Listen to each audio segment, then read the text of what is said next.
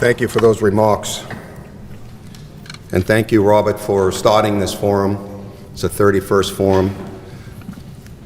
It's been an honor to work with Robert over the years and build this out, and I look forward to working with JC going forward. The longevity of this forum has shown the importance of it. It's easy to start something, as the Reverend told me earlier tonight. It's easy to start something. It's really hard to keep it going. This is the 31st one. Some of you have been here, and I've met people from Afghanistan, Africa, all over the world at these forums. The relationships that we build here continue afterwards. And that's one of the reasons why this forum has been so successful. It's not just what we speak about here, it's the thoughts and friendships that we take. So I hope that continues.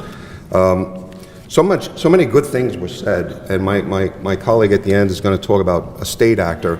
I'm going to take a different perspective. I'm a free market capitalist, and I grew up on Wall Street, and everybody's always telling me what I can't do. And everybody's saying, you should not do that, you can't do this.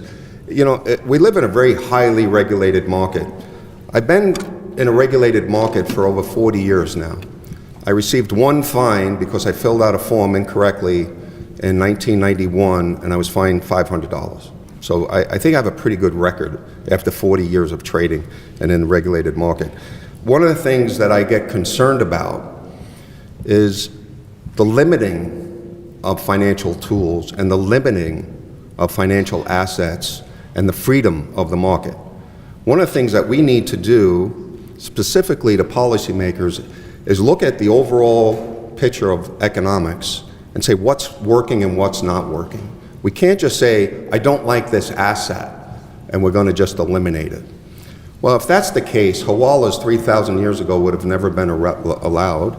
Nobody would be trading diamonds, nobody would be trading gold, nobody would be trading oil, but it's fundamental. We have to trade these assets in order to have an economy. So we kind of need a lot of things to take place. Well, at one point I was the largest gold option trader in the United States, and everybody said I was a criminal. I didn't particularly like that. Then I was an oil trader in Beirut, and they said I was a criminal. I didn't like that. I'm a capitalist. My job is to take assets, sell them, and make some money on it. That's not a bad thing. So we need to look at this a little bit differently. So I was looking at it from a different perspective. We have law enforcement that does a good job. We have prosecutors that do a good job. We have bankers that actually do a good job. We have all of these people working together individually in silos. And we often talk about silos and databases and various things. We have that problem in society. What I noticed, I grew up in Brooklyn, New York in the 70s. It was not a very nice place. New York was a kind of tough town. Crime was very high.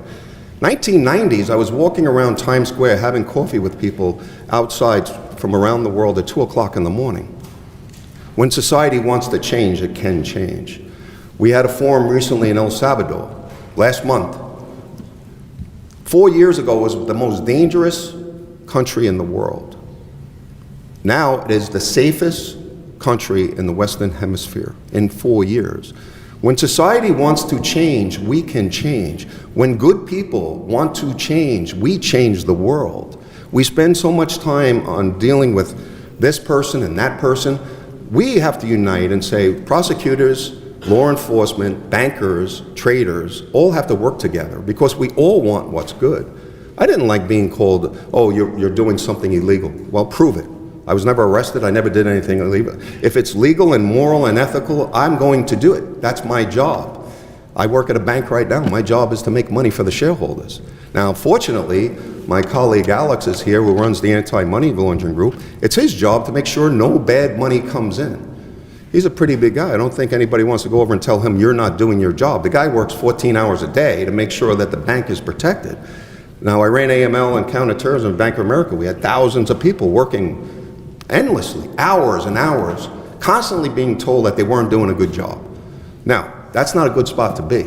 You actually want to take people that are doing a good job, whether it's in law enforcement or my friend from the DA or other areas, and Juan, you know about this, it's like there's so many people doing a good job. Once in a while we have to sit back and say, wow, you're doing a good job, instead of saying everybody just sucks. This product sucks, people suck. No, it doesn't work like that. We have to motivate people. So one of the things I looked at, the estimates around the world, and all of my colleagues know this, they say it's $1 to $2 trillion a year of money being laundered. So if the global society says it's 1 to 2 trillion, that means it's $3 to $4 trillion a year. We all know that. We take good numbers and we make them higher, and we take bad numbers and we make them lower because it sells more newspapers. There's at least $3 trillion a year being laundered. And it's about 30% is the fee to launder money. Carlos Escobar was up to 90%. He was laundering so much money, it cost him 90 cents on a dollar to launder his last money. So we have to kind of look at this a little differently. In the United States, and I'm going to specifically, since we're in Washington, D.C. and America, I'm going to be a little bit harder on the United States, but I could do this for any country, I just choose not to. But in the United States, we have about 2 million people in prison right now.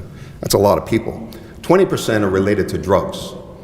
Okay, so that, in the United States, we arrest about 10,000, in the last 10 years, we arrested 10 million people were arrested for drugs. 10 million. Now, what's interesting, in the same time period, 10,000 people were arrested for money laundering. These are numbers that I looked up last night, so everybody go check these numbers. 10 million people for drugs, and a lot of these people should be in rehabs. They shouldn't be in prison, but they're in prison, right? That's my personal opinion. But 10,000 people are arrested for money laundering. Now, the other thing I want to mention about money laundering, we talk about these various assets and which is good, which is bad, and everything else. And I just looked this up just now. The Thomas Jefferson University did a study on U.S. dollar bills. 63% of U.S. dollar bills have drug residue on the bill. That's low compared to other numbers that I got. So Thomas Jefferson says it's 63%. Wikipedia says it's 90. So I don't like Wikipedia, so I'm not going to use that number. But they said it's 90%. Nobody's saying stop using the dollar, but they tell me I'm not allowed to bank on and off stable coin. I'm not allowed to bank crypto. I'm like, well, we use dollars all the time at the bank. Nobody's telling me, oh, don't do that. You know, it's like we fill out a form at over 10,000, that's okay. And, you know, like there's rules and regulations. But like what we need to do is embrace these assets and teach people. And the good people of the world have to rally against the bad people. It's as simple as that. This goes back to Cain and Abel. So we need to just be more positive, be more creative. And when we look at this, we also have to look at it from a national security perspective. We have to look at it from a health perspective. We have to look at it so many different ways. But money laundering is a heinous crime. They say it's a white-collar crime. It's a heinous crime. Human trafficking, drugs, the worst of the worst. This is the worst of society. But we only arrest 1,000 people a year? That's insane. So again, we have to get these groups to stop. And I'm not saying any particular group is not doing well. But I do find that they say us capitalists are the problem. Well, I don't think so. If we capitalists go away and the banking system go away and the assets go away, there's nobody to move money around the world. Economies crash. So if you look at the world and what nations are light and which nations are dark, the nations that are dark are the ones that don't have good financial systems. They can't move money in and out, domestically or internationally. So we have to be really, really careful with that.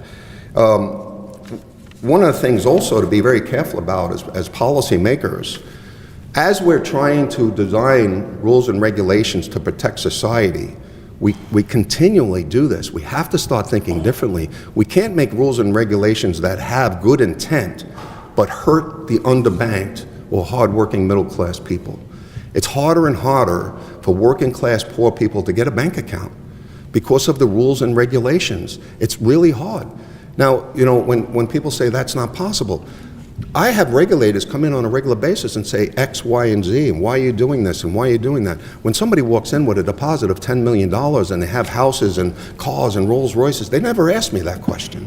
But it's also like, why did you open an account for this immigrant who's legal and he's working, but his address was wrong? Well, you get in trouble for that. So we have to kind of be looking at these things a little bit differently. So what I'm asking for is to look at the problem, but look at the solution differently. Let's not continually just talk about the problem.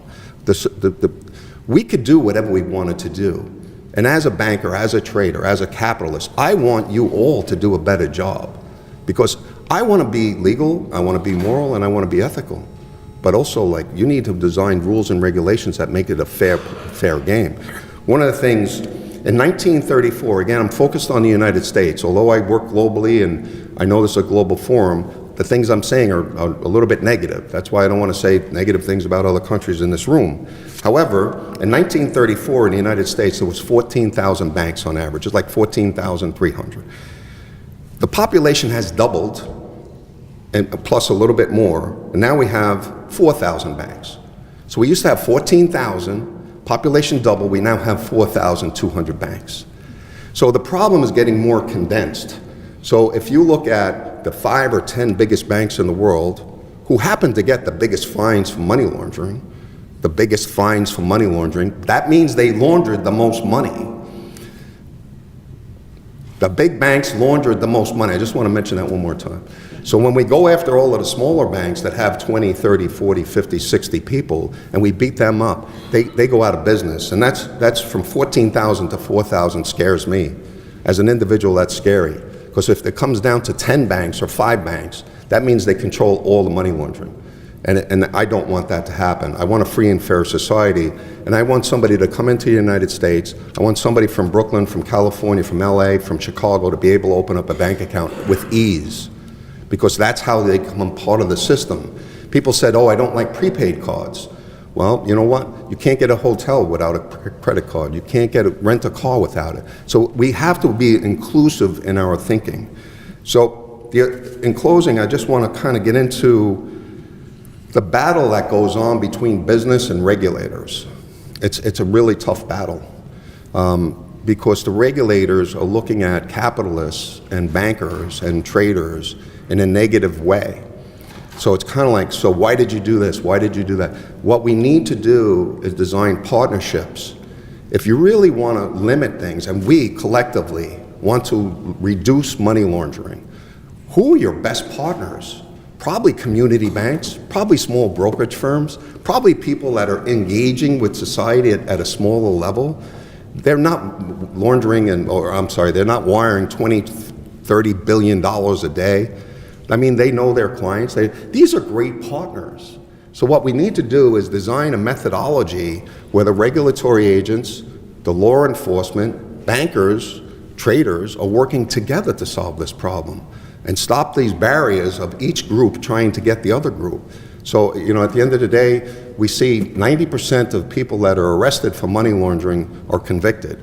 Well, you know what? That's a really high success rate. A 90% close rate is unbelievable. Maybe we're not arresting enough people, because that's 90% conviction rate is astronomical. So either they flipped them or they did a deal or something, but like if we arrest people for crimes and we stop over-regulating society, I think we could actually do something together. So what I'm asking is to look at financial assets differently. Look at people differently. Look at banks differently. Look at brokers differently. Your biggest partners in society, the people that are down in the field, I call it the first line of defense. The first line of defense is the young person opening up the account. The first line of defense is the simple, old-fashioned way of a human being saying, this doesn't make sense to me. Now, we all have advanced technologies, and fortunately last year I was able to talk about quantum AI. I could have that dialogue. What I'm asking to do is let's have a dialogue with our grandparents' mindset. Say, does this make sense? What we're doing does not make sense. So when you go back to your legislation body, be thinking about what could you do to help the problem that I've just outlined. Thank you.